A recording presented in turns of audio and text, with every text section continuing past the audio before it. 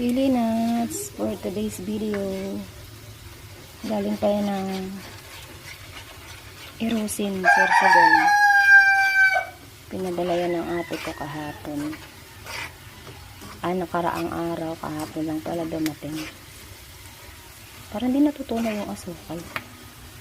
Ba't ganun? Ang tagal maluto.